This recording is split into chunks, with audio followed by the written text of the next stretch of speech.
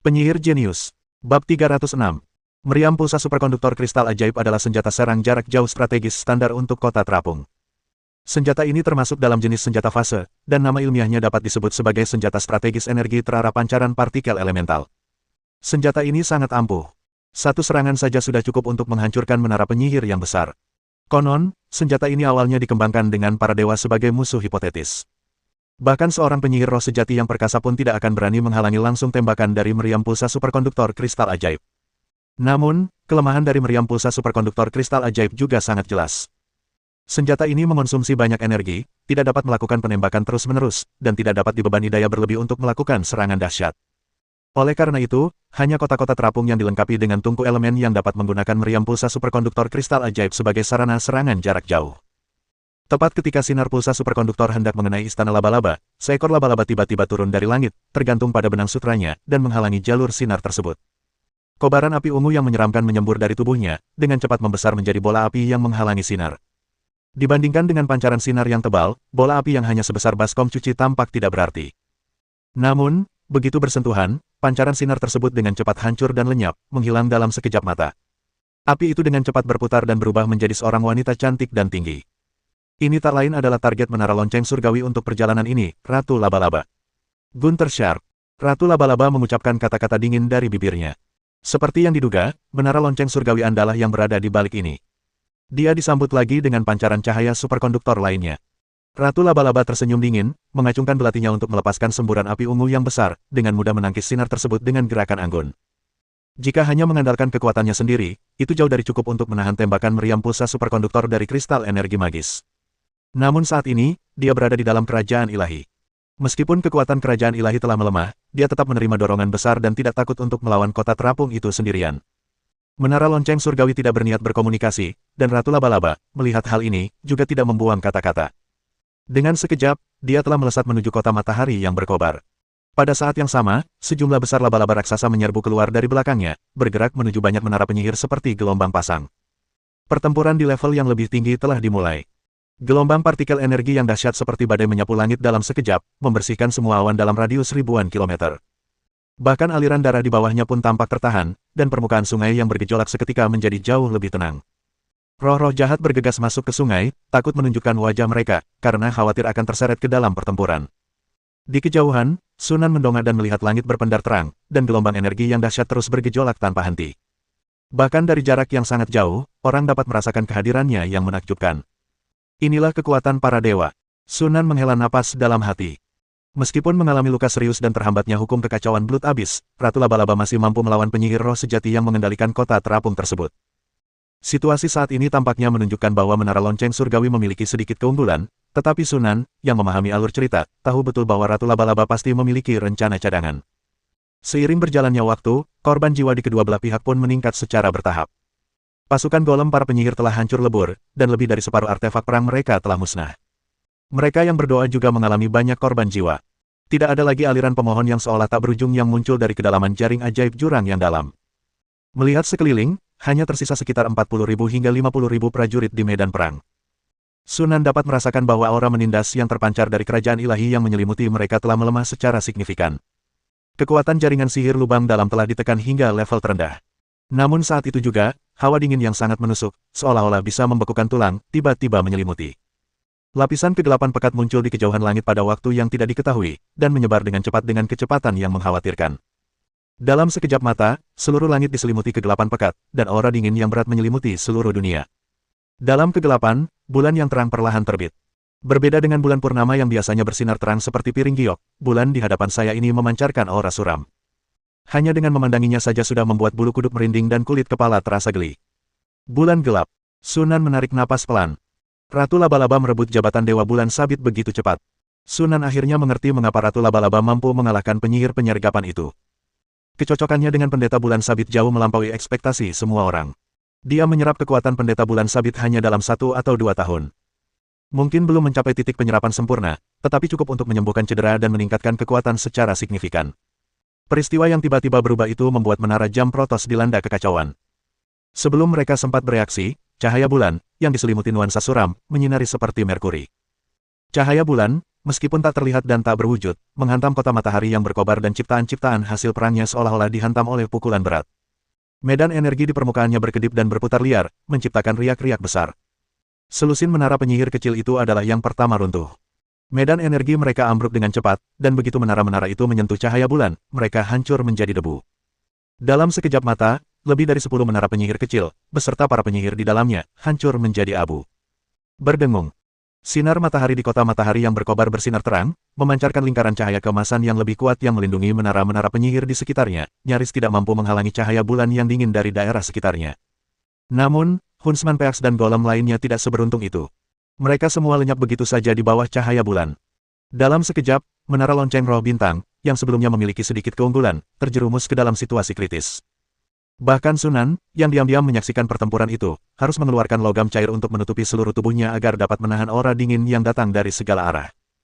Menatap cahaya bulan yang dingin yang hampir sepenuhnya menutupi langit di kejauhan, Sunan menggelengkan kepalanya sedikit.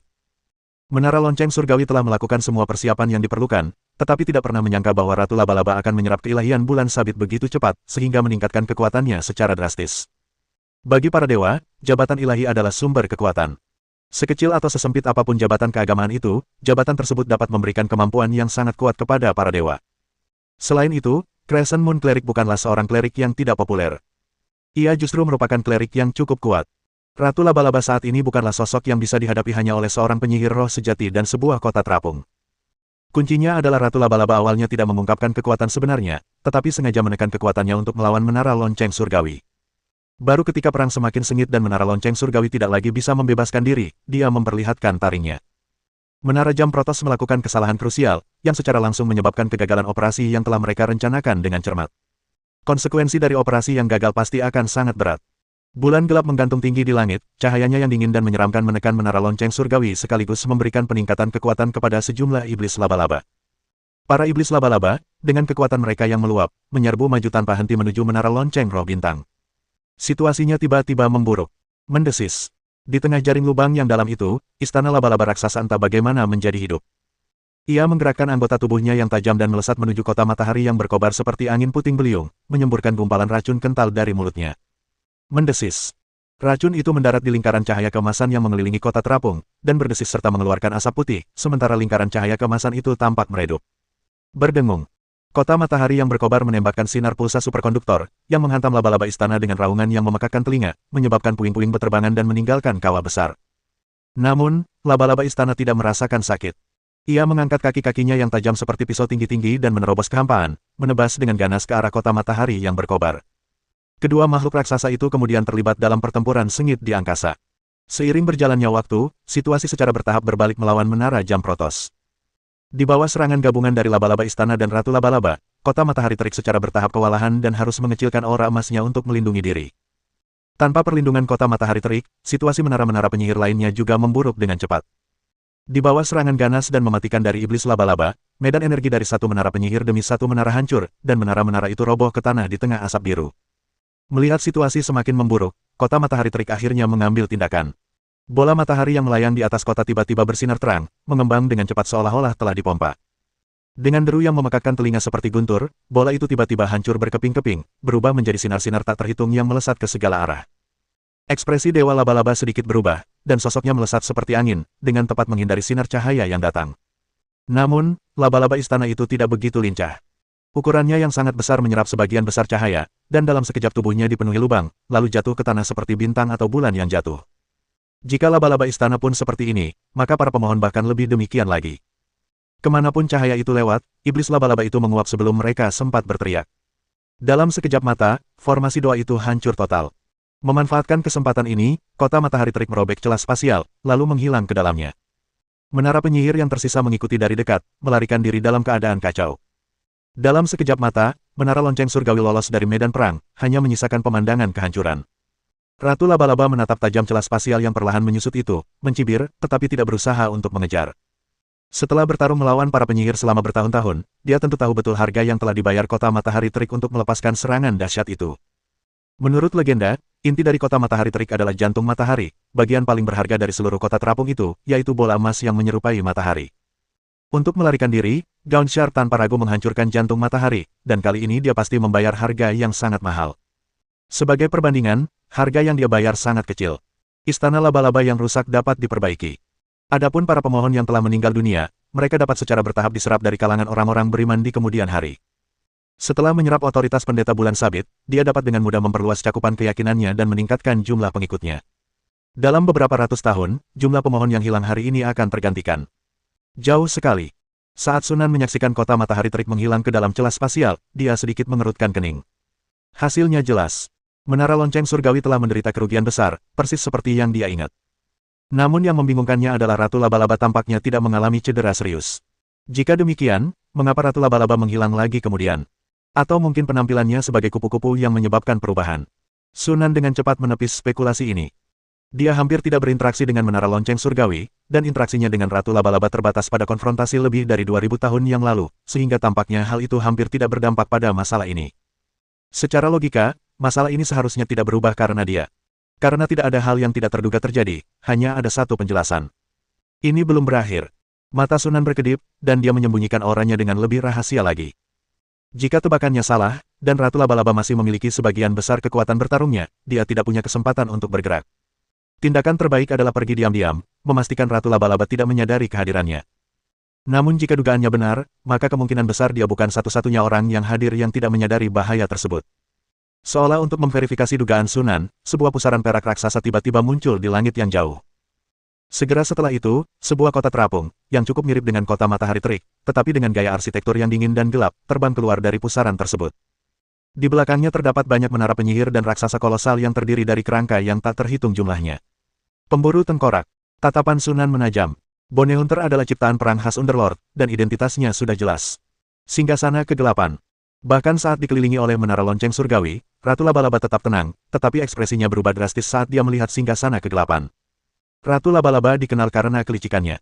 Ketika dia melihat singgasana kegelapan muncul di sini, dia mengerti setelah berpikir sejenak, dan matanya sedikit berkedut. Jika Gunther Sharp tahu dia telah dimanfaatkan oleh kalian, dia akan sangat marah sampai muntah darah. Aku tidak tahu apakah dia akan sangat marah sampai muntah darah, tapi kau pasti akan mati di sini hari ini. Sebuah suara berat terdengar dari kota terapung itu, bergema tinggi di langit. Para dewa dan penyihir roh sejati telah berbenturan berkali-kali di alam kebenaran, dan mereka adalah kenalan lama. Begitu mendengar suara itu, Ratu Laba-Laba langsung mengenali orang yang masuk. Aku tahu itu kau, Jude. Kau masih suka merencanakan sesuatu di belakang orang lain seperti biasanya. Haruskah aku merasa terhormat diejek oleh Ratu Laba-Laba, yang paling mahir dalam intrik dan persekongkolan, karena suka membuat rencana jahat? Kau pikir kau bisa membunuhku dengan cara ini? Kenapa kamu tidak mencobanya dan melihat hasilnya? Kalimat terakhir mengandung niat yang mengerikan dan penuh kebencian yang tidak disembunyikan. Begitu kata-kata itu terucap, sinar pulsa superkonduktor melesat keluar dari kota terapung, menyerang Ratu Laba-Laba dengan ganas disertai suara siulan yang menusuk telinga. Ratu Laba-Laba mendengus dingin, mengacungkan belatinya untuk menangkis sinar tersebut. Pada saat yang sama, dia menunjuk dengan jarinya, dan ribuan iblis laba-laba di tanah seketika mengeluarkan jeritan melengking, tubuh mereka meledak menjadi kobaran api ungu yang menyeramkan saat mereka menyerbu laba-laba istana. Laba-laba istana itu dengan cepat berubah menjadi bola api. Di bawah panasnya api yang menyengat, luka-luka di tubuhnya sembuh dengan kecepatan yang terlihat oleh mata telanjang, dan dalam sekejap mata ia menjadi hidup kembali, mendesis saat menerkam musuh-musuhnya.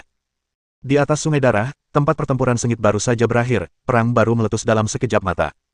Bab 307. Sebenarnya itu adalah tahta kegelapan. Sunan terkejut. Saya pikir semuanya diatur oleh menara jam Protos, tetapi saya tidak pernah membayangkan ada tahta kegelapan yang lebih tersembunyi lagi. Jika dilihat ke belakang sekarang, tampaknya bukan hanya Dewi Bulan Baru dan Ratu Laba-Laba, tetapi bahkan menara lonceng surgawi mungkin digunakan oleh tahta kegelapan, menjadi batu loncatan bagi mereka. Sunan mendecakkan lidah dalam hati. Dua faksi penyihir utama ditambah dua dewa, aku tidak pernah menyangka begitu banyak tokoh penting akan terlibat dalam masalah ini. Terlepas dari Gan Kai perasaan menyesal refleksi, situasi pembangunan saat ini di Jiangsu Selatan tidak diragukan lagi lebih menguntungkan. Awalnya saya pikir saya tidak akan bisa menjadi orang yang menderita kali ini, tetapi sekarang tampaknya masih ada kemungkinan. Dengan hati-hati menyembunyikan keberadaannya, Sunan terus memusatkan pandangannya pada perang yang terjadi di kejauhan. Dalam pertempuran melawan menara lonceng surgawi, Ratu Laba-Laba berhasil memukul mundur musuh, tetapi ia juga menderita kerugian yang cukup besar. Kini, menghadapi tahta kegelapan yang telah dipersiapkan dengan baik, ia telah kehilangan ketenangan yang dimilikinya sebelumnya. Tentu saja, tahta kegelapan sama sekali tidak menyangka bahwa Ratu Laba-Laba dapat menyerap otoritas ilahi bulan sabit begitu cepat, mengalahkan menara lonceng surgawi hampir tanpa biaya. Kedua pihak ini terlibat dalam pertempuran sengit, dan hasilnya masih belum pasti. Gemuruh. Di atas sana, angin dan awan berputar-putar, menggema dengan deru yang memekakkan telinga. Gelombang energi dahsyat itu memenuhi setiap inci ruang dalam radius ratusan kilometer, bahkan menyebabkan sungai darah meluap dan mengalir tanpa henti. Sejumlah besar roh jahat tersapu ke dalam arus energi, dan sebelum mereka sempat berteriak, mereka hancur menjadi ketiadaan. Sesekali, seorang pemburu kerangka yang compang camping akan jatuh ke sungai darah, menciptakan percikan besar saat tubuhnya hancur berkeping-keping menjadi tulang-tulang yang tak terhitung jumlahnya.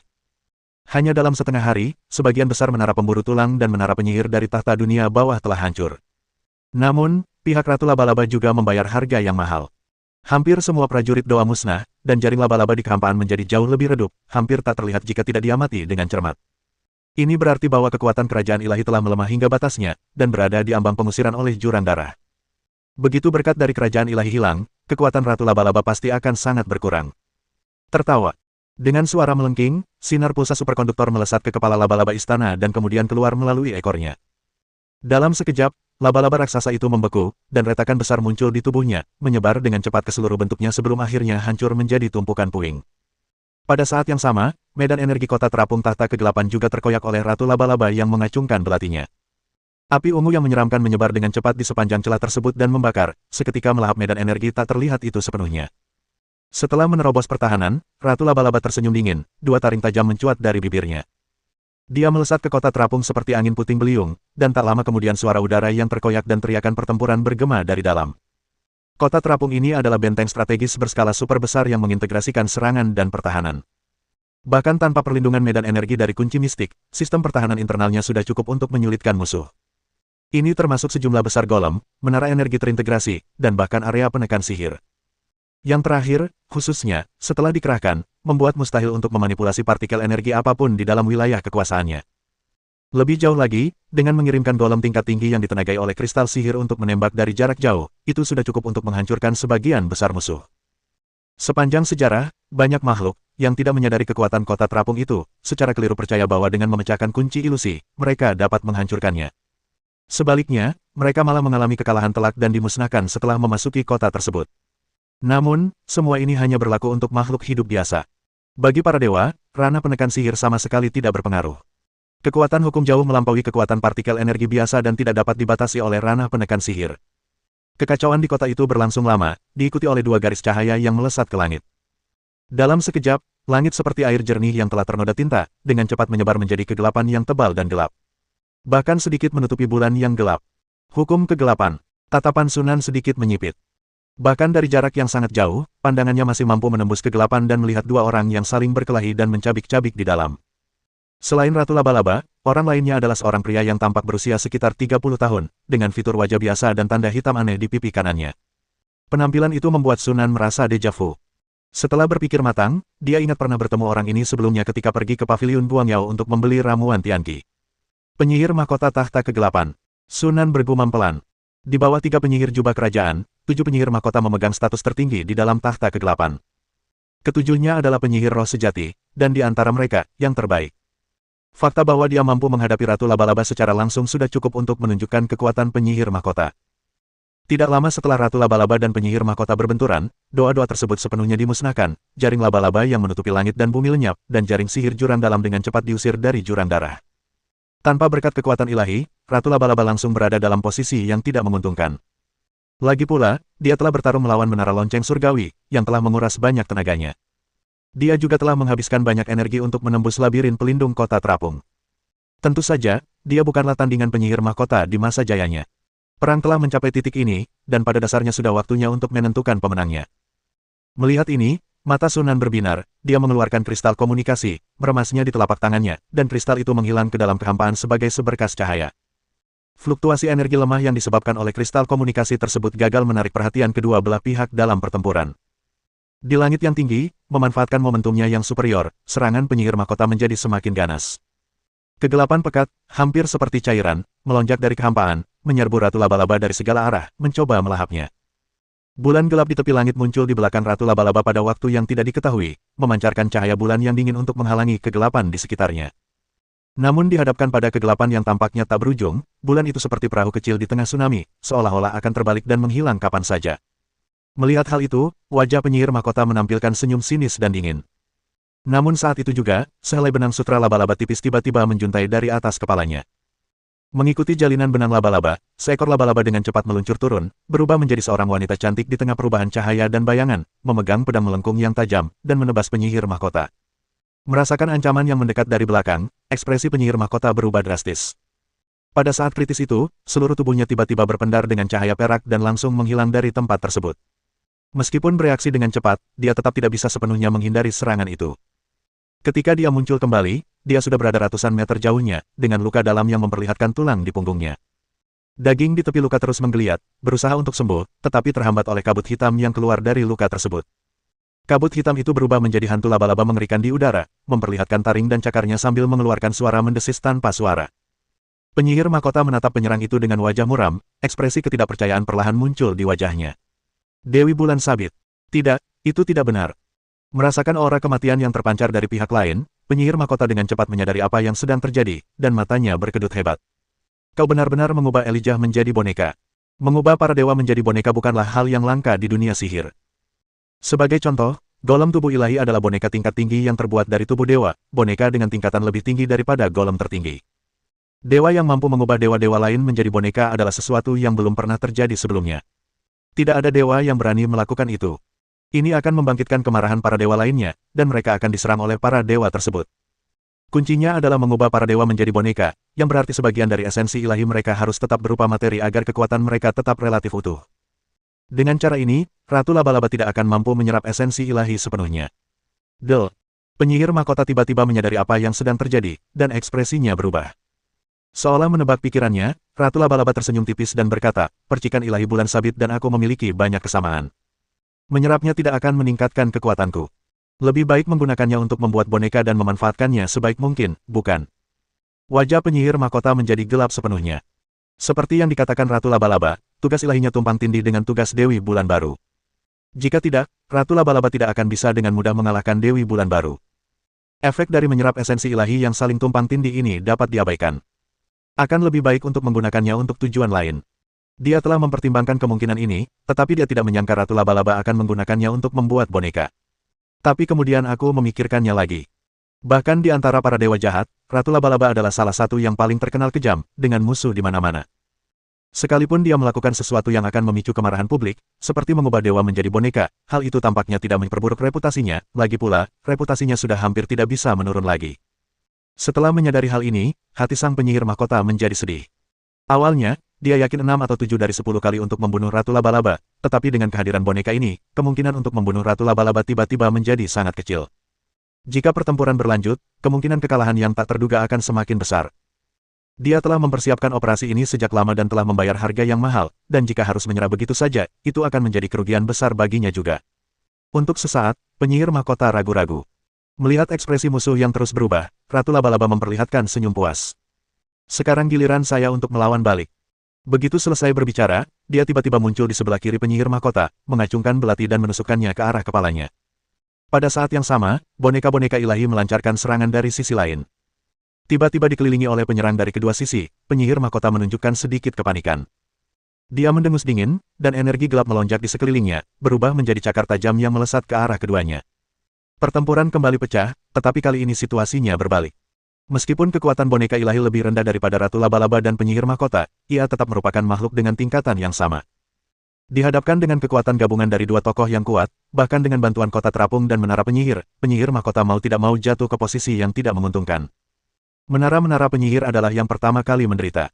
Dunia sihir, yang terkenal di seluruh multiverse dan ditakuti oleh banyak alam dan ras, rapuh seperti mainan di tangan para dewa, mudah dihancurkan dengan satu pukulan. Hanya dalam waktu setengah jam lebih dari 20 menara penyihir dihancurkan oleh Ratu Laba-Laba dan boneka dewa, membuat kelopak mata penyihir mahkota berkedut.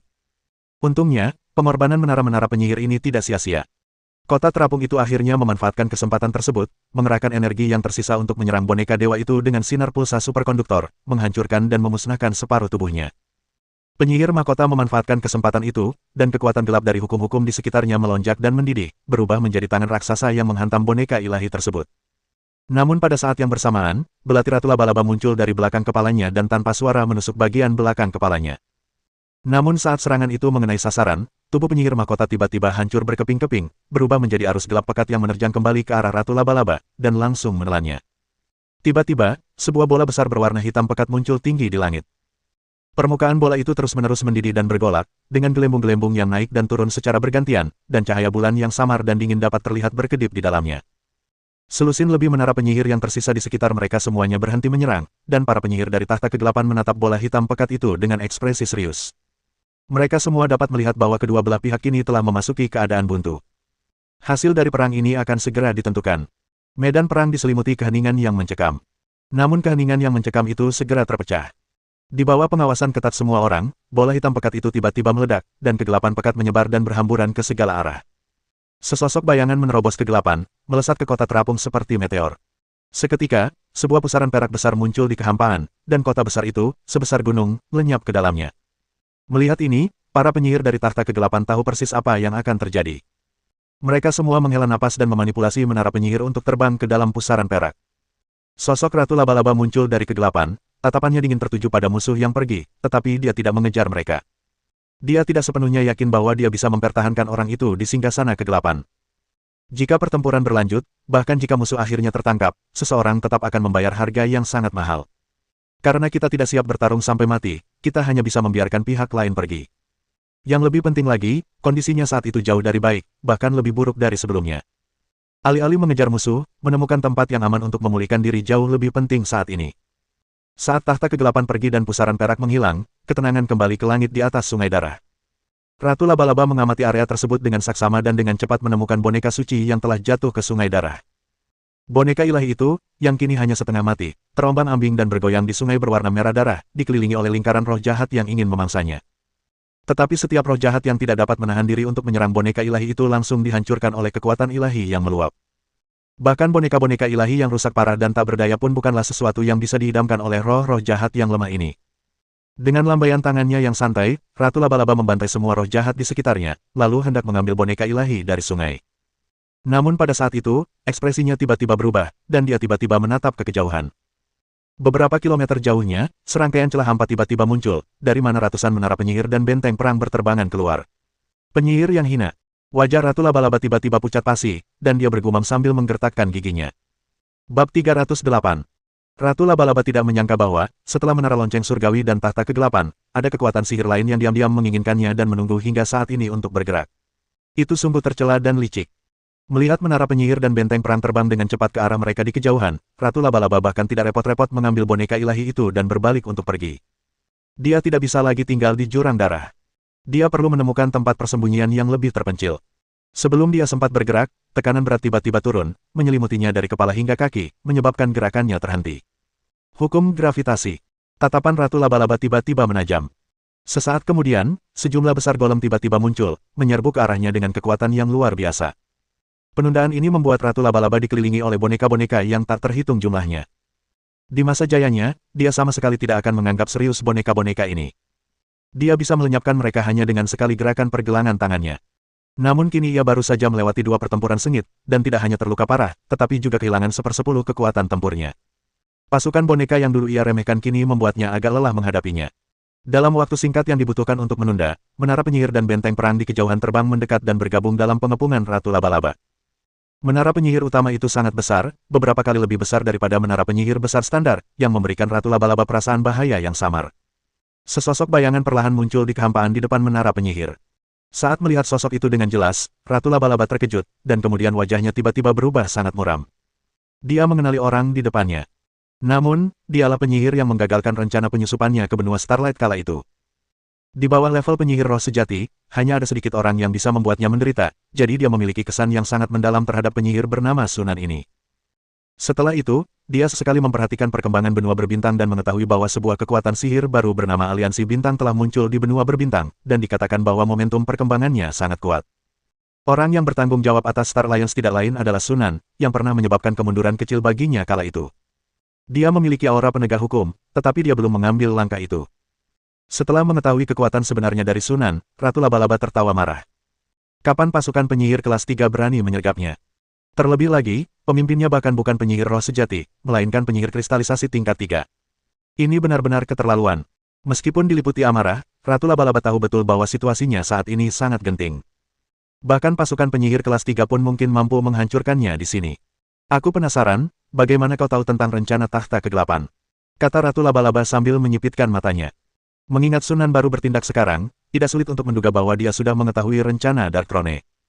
Dia bahkan menduga bahwa wanita itu akan menghancurkan menara jam Protoss dan tahta kegelapan secara berturut-turut. Jika tidak, dia tidak akan berani terlibat dalam masalah ini meskipun dia memiliki keberanian 10 kali lipat. Sunan tentu saja tidak bisa menjelaskannya. Melihat bahwa Ratu Laba-Laba berusaha mengulur waktu untuk memulihkan kekuatannya, dia segera memberi perintah untuk menyerang. Dalam sekejap, golem-golem yang tak terhitung jumlahnya menyerbu maju. Menara-menara penyihir di sekitarnya, benteng-benteng bintang, dan armada terbang juga memancarkan sinar energi sihir yang padat.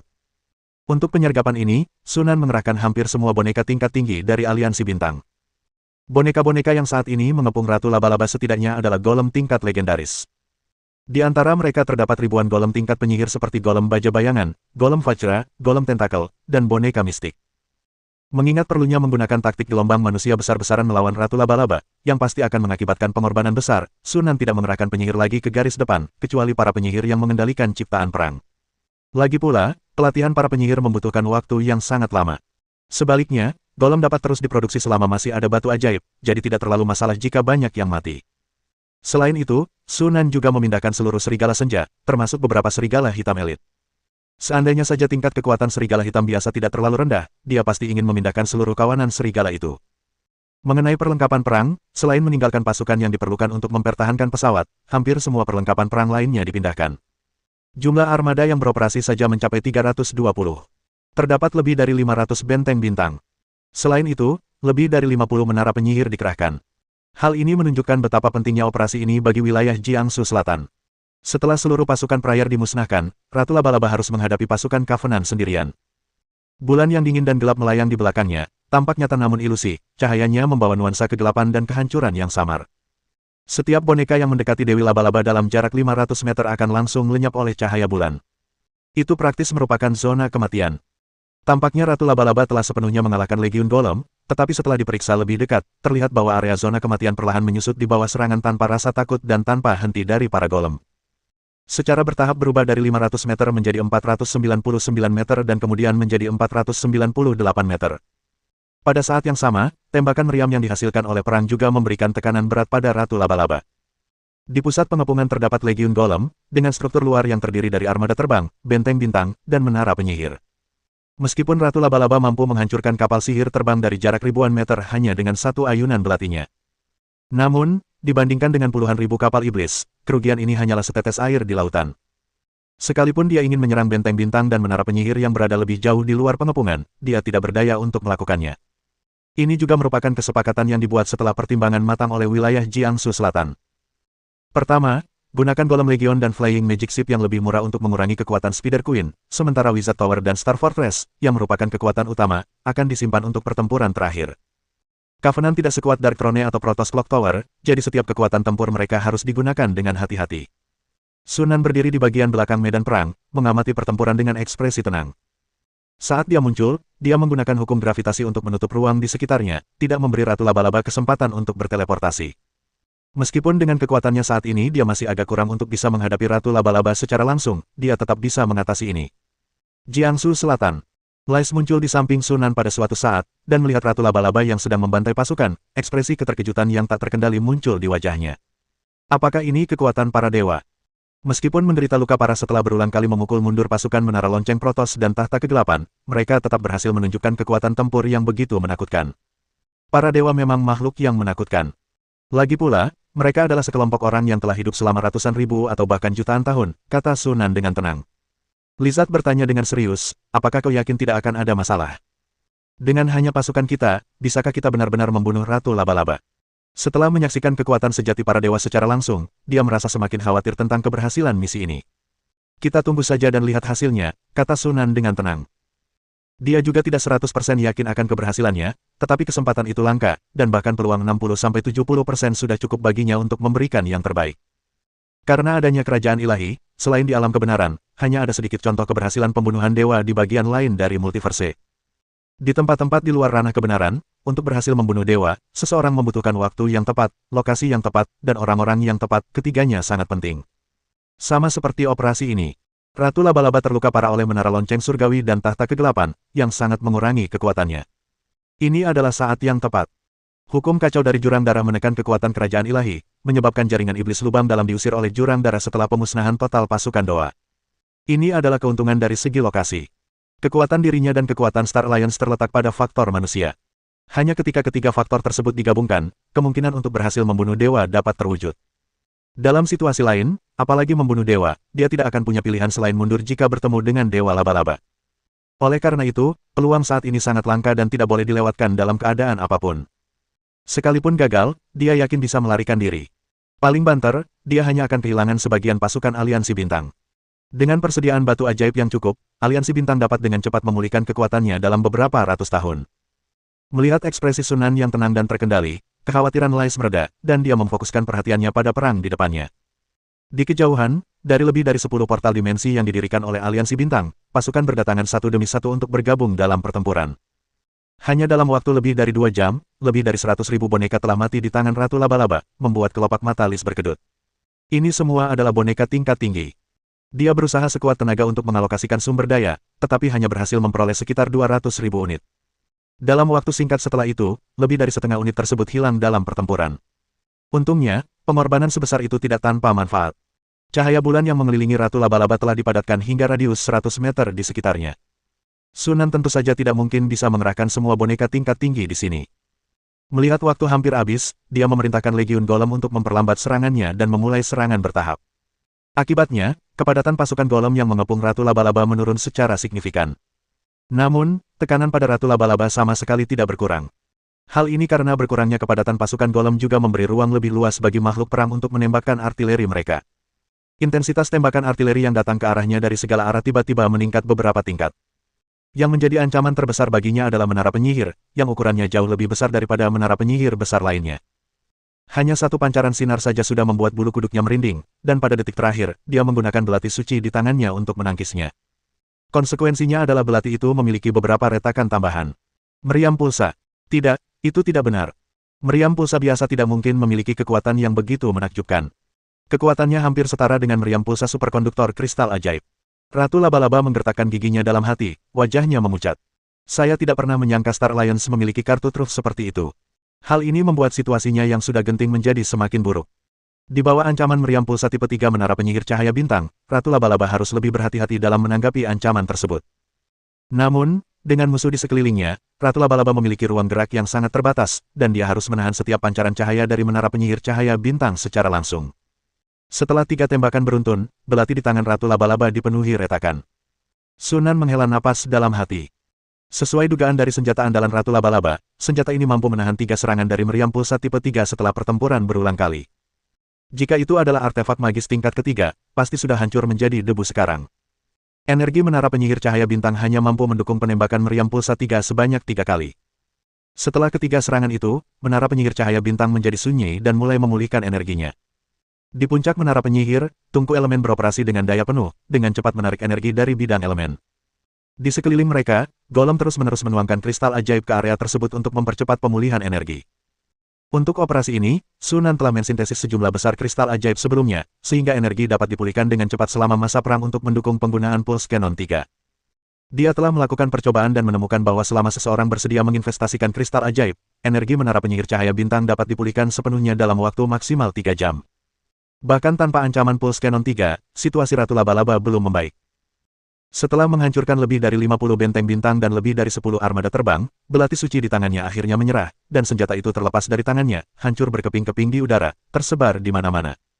Wajah Ratu Laba-Laba memucat-pucat. Tiba-tiba, dia mengeluarkan jeritan melengking, dan kobaran api ungu yang menyeramkan menyembur dari tubuhnya, dengan cepat membesar dan semakin kuat. Ketika kobaran api menghilang, sosok anggun Ratu Laba-Laba lenyap, digantikan oleh laba-laba raksasa berwarna hitam pekat, taring dan kakinya berkilauan dengan cahaya yang mengerikan.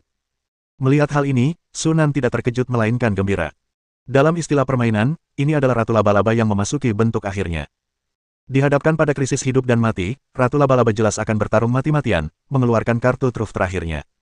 Namun, itu juga berarti bahwa kesabarannya sudah habis. Setelah mengungkapkan wujud aslinya, serangan Ratu Laba-Laba menjadi sangat ganas. Seperti harimau di antara domba, dia mengamuk di medan perang, menghancurkan dan meluluhlantakkan kapal sihir terbang dan benteng bintang kemanapun dia pergi. Sebaliknya, sinar sihir yang mengenainya bahkan tidak meninggalkan bekas. Hanya serangan dari meriam plasma dan meriam pulsa yang dapat meninggalkan luka ringan. Wujud asli Ratu Laba-Laba sangatlah kuat. Namun, Sunan yakin tanpa ragu bahwa wujud ini akan menghabiskan sejumlah besar kekuatan ilahi dan tidak akan bertahan lama. Jika tidak, Ratu Laba-Laba pasti sudah menggunakannya sejak awal. Pasukan Covenant masih memiliki kekuatan tempur yang cukup dan dapat terus melemahkan musuh, memperpanjang perang hingga kekuatan ilahi Ratu Laba-Laba habis dan dia kehilangan kemampuan untuk melawan. Namun, hal itu tentu akan mengakibatkan kerugian besar bagi pasukan Covenant. Hal ini tidak sejalan dengan tujuan awal wilayah Jiangsu Selatan. Untungnya, dia telah mempertimbangkan situasi ini sebelumnya dan melakukan persiapan yang sesuai. Tak lama kemudian, sekelompok Vajra Golem memasuki pusat medan perang. Kekuatan tempur Vajra Golem setara dengan penyihir penguapan tingkat 2, dan juga dikenal karena kemampuan pertahanannya yang luar biasa. Bahkan saat menghadapi dewa, seseorang tidak boleh terbunuh dalam satu kali pertarungan. Lebih dari selusin patung iblis Vajra yang menyerbu ke depan dengan cepat mendekati Ratu Laba-Laba. Berhadapan dengan mainan-mainan mirip semut ini, Ratu Laba-Laba tidak ragu-ragu dan mengayunkan pedangnya yang tajam dalam tebasan horizontal. Namun sebelum serangannya mengenai golem Vajra, mereka tiba-tiba bersinar dengan cahaya biru kehitaman yang pekat. Pada saat itu juga, Ratu Laba-Laba merasakan ancaman yang sangat besar. Dia mundur dengan cepat, berusaha menghindari golem Vajra yang aneh itu, tetapi sudah terlambat. Dalam sekejap, lebih dari 10 gugusan cahaya biru gelap runtuh dan melahap tubuh besar patung Vajra dalam sekejap mata, berubah menjadi titik cahaya hitam pekat. Sebuah daya hisap yang mengerikan langsung muncul, menyelimuti seluruh tubuh Ratu Laba-Laba, menyebabkan gerakannya terhenti tanpa disadari. Kemudian, dia ditarik ke belakang dan terhempas ke lebih dari 10 titik cahaya hitam. Dalam sekejap, bagian tubuh laba-laba yang menyentuh cahaya hitam itu lenyap tanpa jejak, meninggalkan luka mengerikan yang mengeluarkan darah deras. Ah! Ratu Laba-Laba mengeluarkan jeritan melengking, bercampur dengan teror yang hampir tak tertahankan. Bab 309. Lebih dari 10 titik cahaya hitam hanya ada di kehampaan sesaat sebelum menghilang. Pada saat itu juga, lebih dari selusin luka mengerikan muncul di punggung dan tubuh laba-laba tersebut. Tubuh yang perkasa itu, yang hanya mampu meninggalkan bekas yang sangat kecil bahkan dengan sinar berdenyut, menjadi rapuh seperti kertas di hadapan cahaya hitam. Ratu Laba-Laba menatap Sunan dengan ngeri, matanya dipenuhi rasa tidak percaya. Apa itu tadi? Hukum gravitasi. Namun, Sunan jelas bukan penyihir roh sejati, jadi mengapa dia mampu memanipulasi kekuatan hukum yang begitu dahsyat? Sebelum Ratu Laba-Laba menyadarinya, lebih banyak lagi golem Vajra menyerbu maju. Setelah menderita kerugian besar, Ratu Laba-Laba tidak berani meremehkan patung Vajra lagi dan segera menjauhkan diri. Namun, saat ini dia dikelilingi oleh pasukan aliansi bintang, dengan musuh di semua sisi. Selain itu, menara penyihir, benteng bintang, dan kapal iblis membombardir dan menghalangi tindakannya, sehingga dia hanya memiliki sedikit ruang untuk bersembunyi. Tak lama kemudian, Ratu Laba-Laba terperangkap oleh patung Vajra, dan 7 atau 8 lubang hitam gravitasi mini meledak di tubuhnya. Dan ini baru permulaan. Untuk operasi ini, Sunan menyiapkan lebih dari 400 golem Vajra yang membawa kristal hukum, hampir memusnahkan semua golem Vajra di aliansi bintang. Lebih dari 400 patung iblis Vajra menyerang dari segala arah, membuat Ratu Laba-Laba tidak punya jalan keluar. Setiap kali Vajra golem mendekat, ia terluka parah akibat semburan tiba-tiba lubang hitam gravitasi mini. Hanya dalam waktu 10 menit lebih, Ratu Laba-Laba sudah dipenuhi luka. Di belakang medan perang, Sunan berdiri di samping menara penyihir cahaya bintang, menyaksikan pertempuran dari jauh, tanpa menunjukkan niat untuk ikut serta dalam pertempuran itu sendiri. Lawannya, bagaimanapun juga, adalah seorang dewa, dan meskipun ia terluka parah, ia masih memiliki kekuatan yang cukup besar. Meskipun dia bisa mengakhiri pertempuran lebih cepat dengan bertindak sendiri, dia mungkin akan terseret bersama Ratu Laba-Laba dan mati bersama. Sebagai tindakan pencegahan, akan lebih bijaksana untuk menggunakan jumlah yang lebih banyak untuk melemahkan Ratu Laba-Laba. Bahkan, jika Ratu Laba-Laba memang berniat untuk menjatuhkannya bersamanya sejak awal, mungkin ada peluang untuk berhasil. Jika pihak lain benar-benar melakukan itu, Sunan tidak punya pilihan selain melarikan diri. Inilah juga alasan mengapa dia tidak langsung mengeluarkan kartu andalannya, Kristal Hukum. Jika Ratu Laba-Laba benar-benar kehilangan harapan untuk melarikan diri, dia pasti akan memilih untuk binasa bersama dengan Ratu Laba-Laba lainnya. Pendekatan paling aman adalah menggunakan pasukan untuk secara perlahan mengurangi kekuatan Ratu Laba-Laba dan secara bertahap memperketat jaring kematian yang menyelimutinya. Saat ini, Ratu Laba-Laba berada di ambang kematian. Meskipun dia ingin menyeretnya ikut jatuh bersamanya, dia sudah tidak memiliki kekuatan lagi. Pada titik ini, nasib Ratu Laba-Laba sudah ditentukan. Mungkin menyadari takdirnya, Ratu Laba-Laba mengeluarkan jeritan tajam dan melengking, lalu menyerbu dengan ganas ke arah Sunan. Keenam mata majemuknya menatap tajam ke arah Sunan, kebencian di matanya hampir meledak. Kemanapun tubuh laba-labanya yang raksasa itu melangkah, golem dan ciptaan perang terbelah menjadi beberapa bagian oleh lengan-lengan tajam yang diayunkannya. Dia bahkan menghancurkan menara penyihir hingga berkeping-keping, dan para penyihir di dalamnya bahkan tidak sempat melarikan diri sebelum dilenyapkan oleh racun yang dimuntahkan dari mulut Ratu Laba-Laba, sehingga tidak ada mayat mereka yang utuh. Kekuatan mengerikan yang ditunjukkan oleh dewa yang telah menjadi gila itu membuat wajah Lise sedikit pucat. Sunan tetap tenang dan terkendali seperti biasanya, memberikan perintah tanpa perubahan ekspresi sedikitpun. Kedua patung iblis tertinggi yang menjaganya segera bergegas maju, tanpa rasa takut menghadapi Ratu Laba-Laba. Golem tertinggi awalnya memiliki kekuatan tempur setara dengan penyihir penguapan tingkat 3, dan kedua golem tertinggi ini, setelah ditingkatkan oleh Sunan, telah mencapai tingkat penyihir pencairan tingkat 3. Biasanya, Ratu Laba-Laba tidak akan menganggap serius golem setingkat ini, tetapi karena dia terluka parah, dia tidak mampu menghadapi dua golem tertinggi dengan cepat, dan momentumnya langsung terhenti. Memanfaatkan kesempatan ini, pasukan Covenant di sekitarnya menyesuaikan formasi mereka dan mengepung mereka lagi. Melihat pemandangan ini, secerca keputusasaan muncul di mata majemuk Ratu Laba-Laba. Mendesis. Di langit yang tinggi, sinar-sinar berbagai warna saling berjalin dan bersilangan, membentuk jaring maut yang sepenuhnya menyelimuti Ratu Laba-Laba. Sesekali, cahaya hitam pekat yang sangat terang akan muncul, disertai dengan darah yang menyembur dari tubuh laba-laba raksasa itu. Bagaimana status pemulihan energi dari Tower Spirit 3? Tanya Sunan. Energi yang tersisa saat ini, 42,59%. Lebih dari 40% energi tersebut cukup untuk menembakkan satu meriam pulsa tipe 3. Tanpa ragu-ragu, Sunan dengan tegas mengeluarkan perintah peluncuran.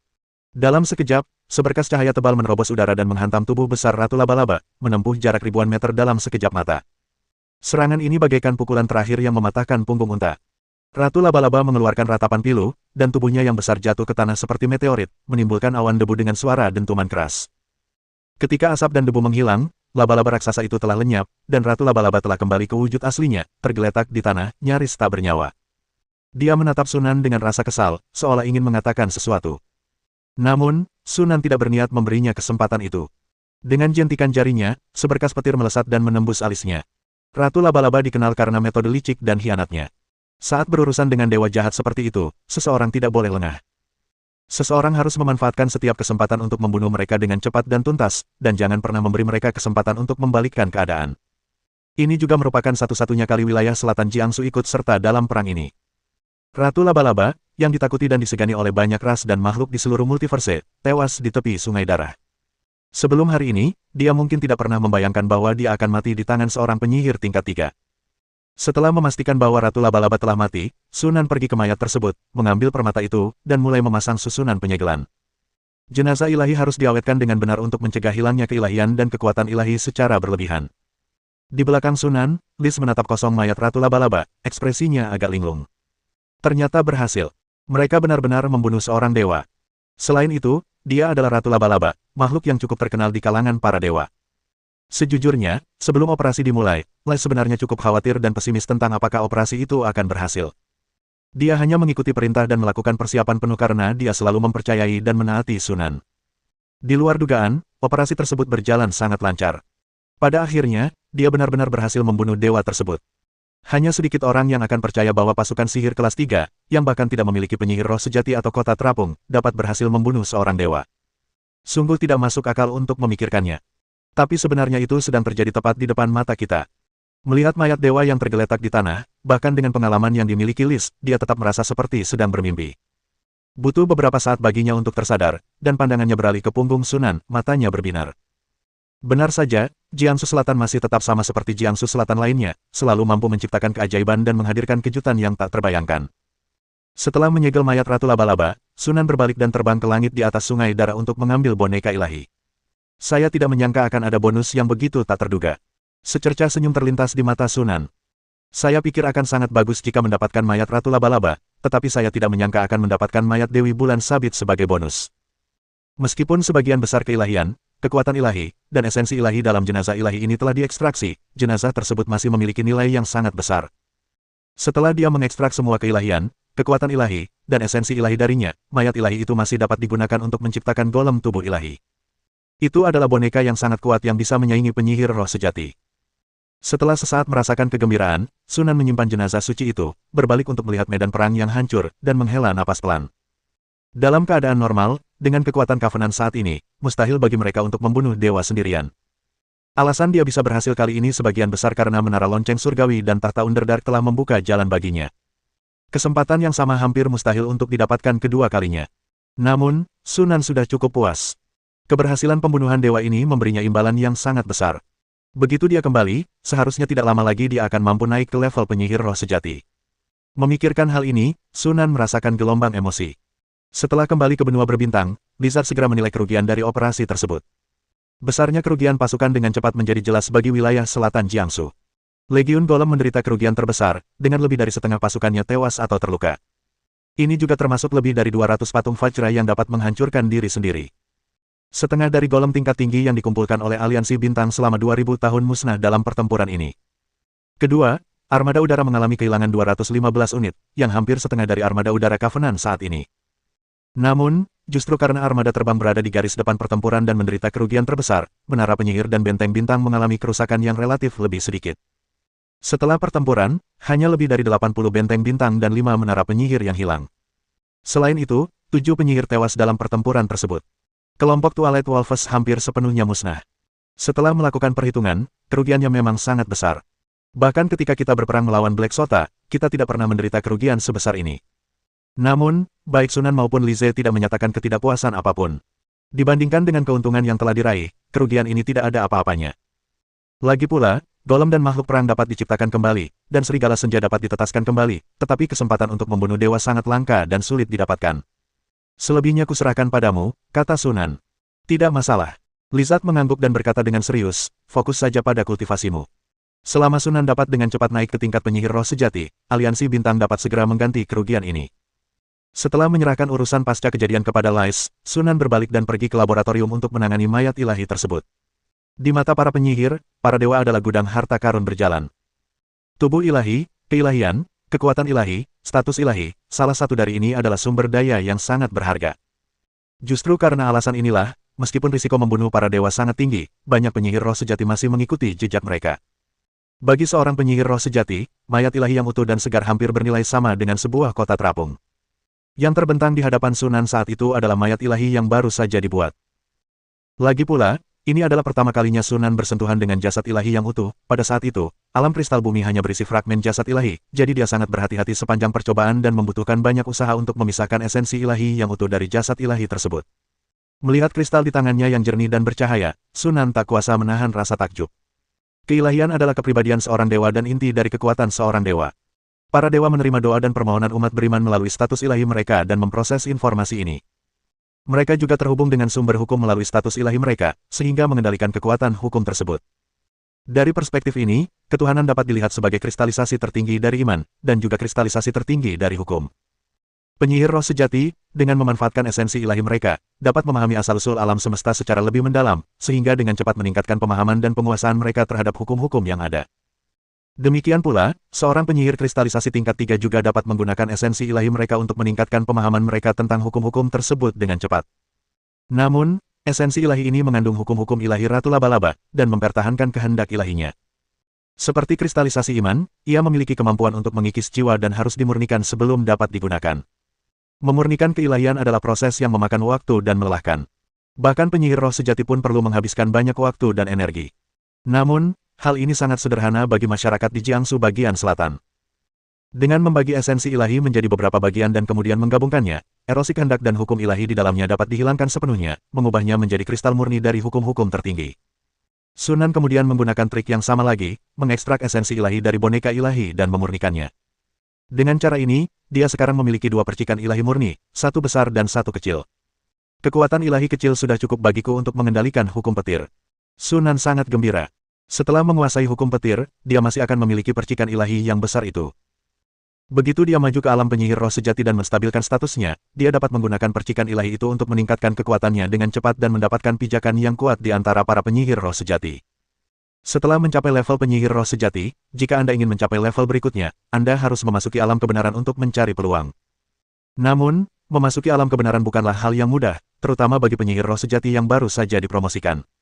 Pasti ada periode jeda di antaranya. Kekuatan ilahi dapat membantunya melewati periode tidak aktif ini dengan lebih baik dan tidak menyia-nyiakan satu momen pun.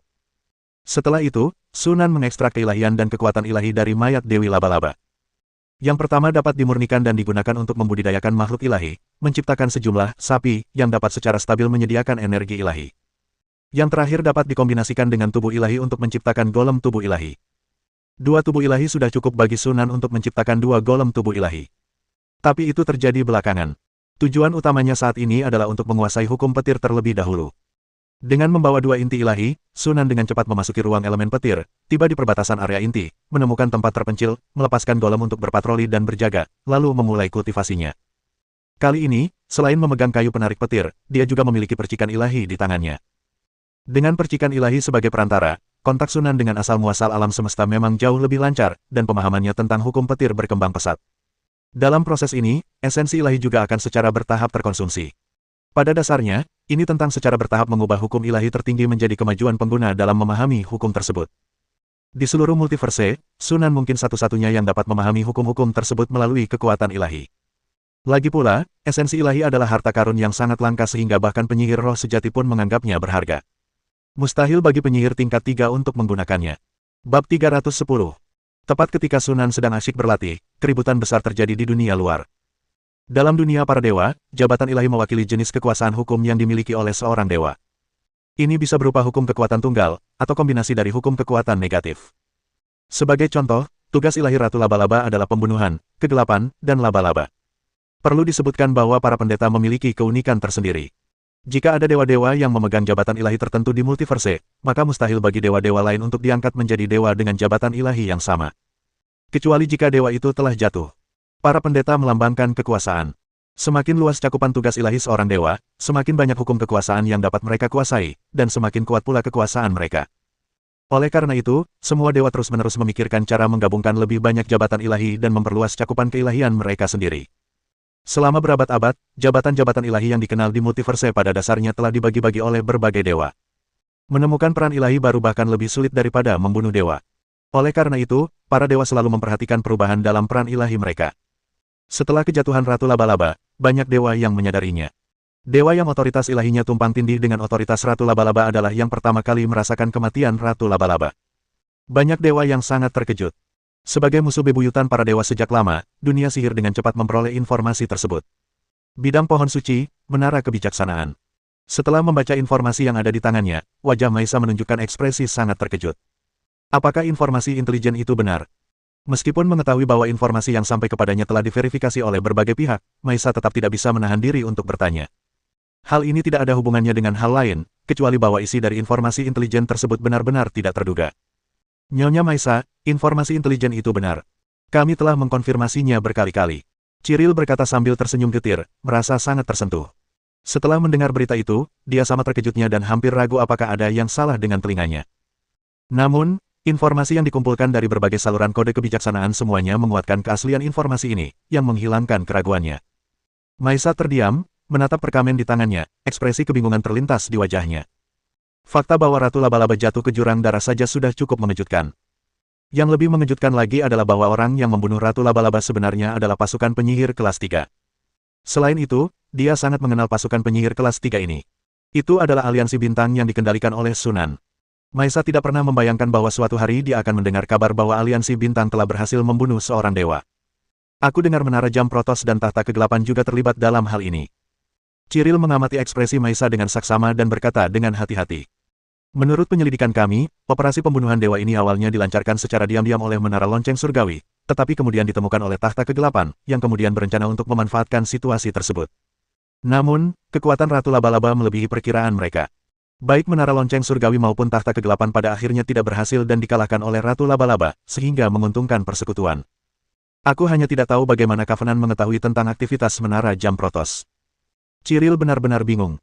Dia tidak terlalu terkejut bahwa Dark Throne telah mencegat informasi intelijen tentang pergerakan menara jam Protos. Sudah menjadi rahasia umum bahwa berbagai faksi sihir utama saling menyusup ke organisasi satu sama lain. Paling-paling, bisa dikatakan bahwa kerahasiaan menara jam Protos tidak memadai, sehingga memungkinkan tahta kegelapan mendeteksi operasi pembunuhan dewa yang dilakukan secara diam-diam tersebut. Namun bagaimana Star Alliance berhasil melakukan itu? Covenant baru berdiri selama sedikit lebih dari 2000 tahun. Bahkan jika mereka ingin menanam pion di menara jam Protos dan tahta kegelapan, mustahil bagi mereka untuk naik ke posisi sepenting itu dalam waktu sesingkat itu. Secara logis, mereka seharusnya tidak mampu mencegat informasi penting tersebut. Ini sangat sulit dipahami. Maisa juga agak bingung. Setelah berpikir sejenak tanpa menemukan solusi, dia menggelengkan kepala dan berhenti mengkhawatirkannya. Nyonya Maisa, Covenant telah mencuri menara jam Protos dan tahta kegelapan kali ini. Akankah mereka menimbulkan masalah bagi Covenant? Tanya Cyril tiba-tiba. Maisa mengangkat alisnya, menyipitkan matanya, dan berkata, tindakan menara lonceng surgawi dan tahta kegelapan sudah gagal. Bahkan tanpa perjanjian, mereka tidak akan bisa membunuh Ratu Laba-Laba. Bagaimana mereka bisa berani mengatakan bahwa perjanjian telah mencuri kesempatan mereka? Cyril berkata sambil tersenyum kecut, menara jam protos mungkin masih peduli dengan menjaga harga diri, tetapi tahta dunia bawah pasti tidak akan membiarkan ini begitu saja. Meskipun peluang memang terbuka bagi mereka yang mampu, kegagalan menara jam protos dan tahta kegelapan untuk membunuh para dewa, sehingga memungkinkan Covenant menuai keuntungan, adalah kesalahan mereka sendiri. Namun, dunia sihir sebenarnya tidak sepenuhnya logis. Pada akhirnya, Covenant keluar sebagai pemenang. Menara jam protos mungkin akan mempertimbangkan Codex of Wisdom dan diam-diam menelan pil pahit ini, tetapi Underthrone kemungkinan besar tidak akan begitu rela menerimanya. Maisa berkata dengan tenang, jika tahta kegelapan mencoba melakukan sesuatu yang aneh, maka kita tidak perlu bersikap sopan kepada mereka. Bagaimanapun juga, Covenant adalah organisasi afiliasi dari Wisdom Code, dan Wisdom Code memiliki kewajiban untuk melindungi organisasi-organisasi afiliasinya. Jika tahta kegelapan berani menyerang persekutuan sementara persekutuan berada di pihak yang benar, kitab kebijaksanaan pasti tidak akan menutup mata. Cyril tidak terkejut dengan kata-kata Maisa. Lagi pula, Maisa sendirilah yang merekrut aliansi bintang ke dalam kodeks kebijaksanaan, jadi tidak mengherankan jika Maisa akan mengurus aliansi bintang. Meskipun begitu, Covenant benar-benar mendapatkan keberuntungan besar kali ini. Membunuh dewa sangatlah berisiko, tetapi jika berhasil, imbalannya sangat besar sehingga membuat orang iri. Diperkirakan bahwa Star Alliance akan segera memiliki penyihir roh sejati lainnya. Mengingat kembali adegan saat pertama kali memasuki benua bintang bersama Maisa, Cyril tak kuasa menahan emosi. Meskipun pada saat itu ia cukup optimis tentang aliansi bintang, ia tidak pernah menyangka bahwa aliansi bintang akan berkembang begitu pesat, dan hanya dalam waktu lebih dari 2000 tahun, aliansi itu akan segera memasuki jajaran kekuatan sihir kelas 2. Sekarang, mereka bahkan berhasil membunuh seorang dewa. Meskipun Covenant telah melukai Ratu Laba-Laba dengan parah terlebih dahulu berkat menara lonceng surgawi dan tahta kegelapan, mereka tetap berhasil membunuh seorang dewa, dan kekuatan mereka sungguh menakjubkan. Gunung Megatron, Benteng Protoss. Di ruang sidang yang luas, Gaun Sharp duduk di ujung meja konferensi, memandang kerumunan yang berdebat di bawahnya, ekspresinya tanpa kata dan pikirannya sulit ditebak. Operasi Dark Throne datang pada waktu yang sangat tepat, yang berarti mereka pasti telah memperoleh rencana yang terperinci. Pasti ada pengkhianat di antara kita. Benar sekali, dan posisi seorang mata-mata pastilah sangat tinggi. Saya tidak heran jika Dark Throne menanamkan pion-pion di dalam organisasi itu, tetapi bagaimana dengan Covenant? Aku juga bingung dengan ini. Aku masih belum mengerti bagaimana aliansi bintang memperoleh informasi intelijen itu. Dibandingkan dengan ini, saya pikir kita seharusnya memikirkan bagaimana menghadapi aliansi bintang. Kita menderita kerugian besar dalam operasi ini tetapi tidak mendapatkan apapun. Aliansi bintang mengambil semuanya. Saya tidak bersedia menderita kerugian sebesar itu. Apa yang bisa kita lakukan jika kita tidak mau? Bagaimanapun, Star Alliance adalah organisasi afiliasi dari Codex Wisdom. Jika Codex Wisdom benar-benar menyerang Star Alliance, mereka tentu tidak akan tinggal diam. Jadi, apakah kita akan menyerah begitu saja? Saat perdebatan semakin memanas, tiba-tiba terdengar batuk pelan. Semua orang tampak terdiam dan mengarahkan pandangan mereka ke Gaun Sharp di ujung meja. Setelah pertemuan, segera luncurkan penyelidikan internal dan pastikan untuk menemukan tikus pengkhianat yang telah mengkhianati kita. Gaun Sharp melirik ke sekeliling dan pandangannya tertuju pada seorang pria muda berambut merah. Bernie, kamu akan bertanggung jawab atas penyelidikan ini. Baik, Pak. Bernie menjawab dengan hormat, ragu sejenak, lalu bertanya. Pihak aliansi bintang. Gaun Sharp melambaikan tangannya dan berkata, saya telah melakukan kesalahan, saya mengakui kekalahan. Kelompok itu saling pandang, lalu terdiam dan tidak berkata apa-apa lagi. Mereka semua tahu dalam hati mereka bahwa jika hanya ada satu aliansi bintang, mereka dapat dengan mudah menggunakan kekuatan mereka untuk mengalahkan yang lain dan merebut kembali mayat Ratu Laba-Laba. Namun di balik perjanjian itu terdapat kitab kebijaksanaan. Jika pendekatan yang tegas diambil, kitab kebijaksanaan tentu tidak akan tinggal diam, dan kesalahan langka dapat dengan mudah meningkat menjadi perang antara dua faksi penyihir. Perang saudara penyihir baru saja berakhir, dan menara jam protos belum sepenuhnya pulih. Tidak disarankan untuk melancarkan perang skala besar kedua. Meskipun jenazah para dewa memang berharga, Dewan tidak akan pernah mengambil risiko perselisihan total dengan kitab kebijaksanaan hanya karena satu jenazah dewa. Masalah ini sudah selesai. Kota tergelap di dimensi yang diterangi cahaya bulan. Suasana di ruang konferensi terasa tegang. Jude, yang duduk di ujung meja, tampak murung, dan siapapun bisa tahu bahwa penyihir sejati ini sedang dalam suasana hati yang sangat buruk. Para penyihir di bawah sana menundukkan kepala, tak berani bernapas. Mereka telah merencanakan operasi ini sejak lama, mengerahkan banyak tenaga dan sumber daya, berpikir mereka bisa menuai keuntungan. Tetapi mereka tidak pernah menyangka bahwa upaya mereka akan gagal dan pasukan penyihir kelas 3 justru akan mendapatkan keuntungan besar. Mencoba mencuri ayam tetapi malah kehilangan nasi, siapapun akan merasa kesal jika mengalami situasi seperti itu. Setelah keheningan yang panjang, Kyudece memecahnya dengan suara dingin. Katakan padaku, bagaimana Star Covenant mengetahui rencana kita? Setelah rencana itu diluncurkan, takhta kegelapan menutup alam-alam di sekitar Sungai Dara untuk memastikan bahwa tidak ada penyihir lain yang akan menerobos masuk dan mengganggu rencana mereka. Namun mereka tidak dapat menemukan jejak Sunan dari awal hingga akhir. Itu hanya menyisakan satu penjelasan, Sunan menyusup ke Belut Abis lebih dulu daripada mereka dan menara lonceng roh bintang, dan bersembunyi di dekat lokasi penyergapan. Selain itu, fakta bahwa pasukan Covenant mengikuti dari dekat dan memasuki Belut Abis tak lama setelah mereka dipukul mundur oleh Ratu Laba-Laba menunjukkan bahwa Covenant sudah sangat menyadari rencana mereka. Atau mungkin ada sesuatu yang salah di Menara Jam Protos. Salah satu dari mereka secara diam-diam menyampaikan pesan kepada Aliansi Bintang. Yang pertama adalah satu hal, tetapi jika itu yang kedua, maka kecuali orang itu dicabik-cabik dan jiwanya dicabut dan dibakar dengan api jurang darah selama puluhan juta tahun, itu tidak akan cukup untuk meredakan amarah Jud. Saat Jud selesai berbicara, aula tetap hening. Kelompok itu saling mengamati, mata mereka dipenuhi kecurigaan dan pengamatan. Jud sedikit menyipitkan matanya saat mengamati perubahan ekspresi semua orang. Yukil, kau bertanggung jawab atas penyelidikan internal. Temukan pengkhianat yang membocorkan informasi itu. Baik, Pak. Seorang penyihir jangkung dan kurus menjawab dengan hormat, tatapannya secara halus mengamati ekspresi orang-orang di sekitarnya. Namun, semua orang tampak merasa sangat nyaman. Yukil sedikit mengerutkan kening. Tampaknya menemukan pengkhianat ini tidak akan mudah. Tuanku, apa yang harus kita lakukan terhadap Aliansi Bintang? Seorang penyihir tiba-tiba bertanya. Mata Jud sedikit berkedut, dan dia mendengus dingin, sambil berkata. Biarkan mereka bersikap arogan untuk saat ini. Kelompok itu saling memandang dalam diam. Mata Yukil berkedip, dan dia menghela napas dalam hati. Underthrone bukanlah entitas yang monolitik. Sebenarnya, faksi ini lebih penuh dengan intrik dan perebutan kekuasaan daripada faksi-faksi penyihir lainnya. Lord Jud mengalami kerugian besar kali ini, dan banyak orang diam-diam bersenang-senang atas kemalangan yang menimpanya. Sekalipun Lord Jud meminta Dewan Takhta untuk mengambil tindakan terhadap perjanjian bintang, para penyihir mahkota lainnya pasti akan menentangnya. Alasan-alasan tersebut juga cukup valid. Perjanjian itu didukung oleh Kodeks Kebijaksanaan, dan Jud tidak dapat melakukan tindakan yang dapat memicu perang antara dua faksi penyihir utama hanya karena alasan egoisnya sendiri. Bisa dikatakan bahwa kali ini mereka hanya bisa menelan pil pahit. Jika aku ingin membalas dendam, aku hanya bisa menunggu kesempatan lain. Dengan diperolehnya mayat Ratu Laba-Laba oleh Aliansi Bintang, pengendali mereka, Sunan, akan segera dapat naik pangkat menjadi penyihir roh sejati. Begitu kita mencapai ranah kebenaran, kitab kebijaksanaan tidak akan lagi mampu melindungi Sunan setiap saat. Pada saat itu, Tuan Jud akan dapat menemukan kesempatan untuk membunuh Sunan. Memikirkan hal ini, suasana hati Yukil sedikit membaik. Seperti kata Lord Jud, biarkan Aliansi Bintang bersikap arogan untuk sementara waktu. Begitu kita sampai di alam kebenaran, kita akan memiliki banyak kesempatan untuk menghadapi Sunan dengan semestinya. Dimensi elemen petir. Kilat menyambar dan guntur menggelegar menembus awan tebal, dengan kilatan petir sesekali melesat melintasi awan seperti naga panjang. Ledakan. Kilat menyambar dari langit, mengenai Sunan yang sedang duduk bersila. Kilat yang menyilaukan hampir sepenuhnya menyelimutinya, mengubahnya menjadi bola cahaya yang menyilaukan.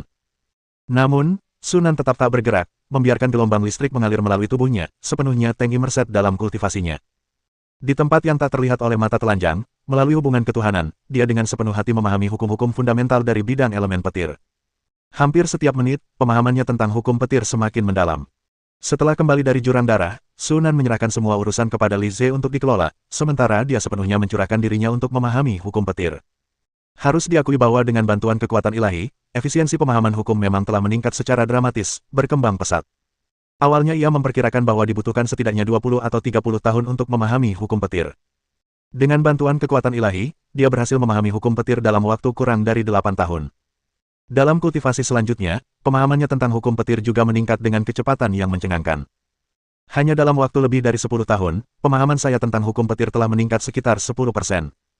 Sesaat kemudian, merasa tubuhnya telah mencapai batasnya, Sunan membuka matanya, menyimpan kayu penghasil petir itu, dan mengakhiri kultivasinya. Tidak ada lagi petir yang menyambar dari awan, dan kilat di tubuhnya pun menghilang. Merasa pemahamannya tentang hukum petir telah meningkat, Sunan tak kuasa menahan senyum. Dengan laju seperti ini, dalam 120 atau 130 tahun lagi, kita seharusnya sudah bisa mengendalikan hukum petir. Awalnya, Sunan memperkirakan bahwa bahkan dengan ramuan pembangkit cahaya, dibutuhkan setidaknya 4 atau 500 tahun untuk menguasai hukum petir, tetapi sekarang waktu tersebut telah dipersingkat lebih dari setengahnya. Harus diakui bahwa pengaruh tambahan dari kekuatan ilahi sungguh menakjubkan. Bersambung.